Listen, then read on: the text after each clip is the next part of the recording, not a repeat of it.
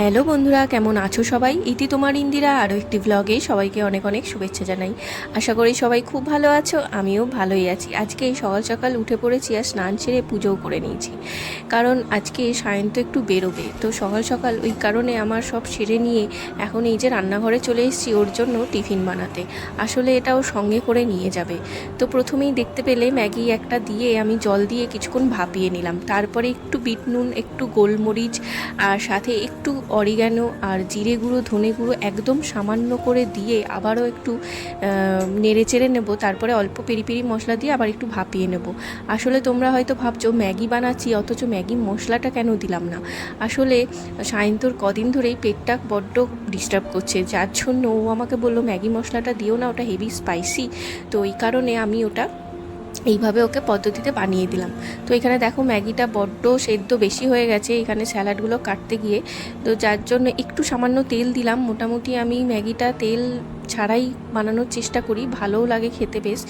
তো যাই হোক, কী আর করবো, ফ্যানের তলায় দিয়ে দিলাম ঝরঝরে করার জন্য। ততক্ষণ কন্টেনারে এই যে স্যালাডগুলো ভরে দিলাম আর একটু গোলমরিচ গুঁড়ো দিয়ে দিলাম যাতে একটু মুখরোচক লাগে খেতে। তো এই দেখো ম্যাগিগুলো খুব সুন্দর ঝরঝরে হয়ে গেছে আর খেতেও কিন্তু অসাধারণ ছিল, জানো তো, খুবই সুন্দর হয়েছিল। না তবে ও ব্রেকফাস্ট করে যাবে, তো এটা সঙ্গে করে নিয়ে যাবে।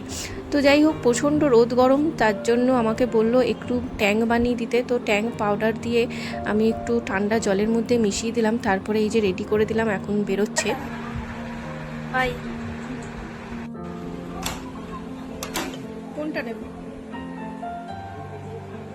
এটা নেওয়াই ভালো, ওটা নেওয়াই ভালো। টাটা। তো ও তো বেরিয়ে গেছিলো। তারপরে দুপুরবেলায় খাওয়া দাওয়া সেরে একটু রেস্ট নিতে না নিতেই 4টে বাজে এখন, আমাকে ফোন করে জানালো ফিরছে। তো আমি ততক্ষণ একটু ওকে কিছু বানিয়ে দিই, কারণ ও আসার পর প্রচণ্ড রোদ গরমে একটু এটা খেলে ওর ভালো লাগবে। দুপুরে খেয়ে দিয়ে আমি চিনি আর বাতাসাটা ভিজিয়ে রেখেছিলাম। এখন বিকেল 4টে বাজে উঠে পড়েছি ওর ফোন আসাতে। তো এখন এই যে আম কটা নিয়ে একটু মিক্সিতে দিয়ে পেস্ট করে নেব। এটা আসলে আমি গোপালকে দিয়েছিলাম সকালবেলায় ভোগে, কারণ আমরা কাঁচা মিঠা আম খাচ্ছি চাটনি বানিয়ে, আর গোপালকে এই সিজনের ফল না দিলে হবে। ওকেও কাঁচা মিঠা আম এনে দিয়েছিলাম, আজকেই দিয়েছিলাম ভোগে। তো যাই হোক, সেটা তুলে রেখেছিলাম ওকেই বানিয়ে দেবো বলে জুসটা। তো এই যে আজকে বানিয়ে দিচ্ছি। অলরেডি আমি কিচ্ছু দিইনি, শুদ্ধ ওই বাতাসা আর চিনিটা ভিজিয়ে রেখে তারপর সমস্তটা একসাথে মিক্সিতে দিয়ে দেখতেই পেলে খুব সুন্দর পেস্ট করে দিয়েছি। এখন এই যে ঢেলে দিলাম জল দিয়ে, একটু বরফও দিয়ে দিলাম, দারুণ লাগছিল আর হেভি গন্ধও ছাড়ছিল।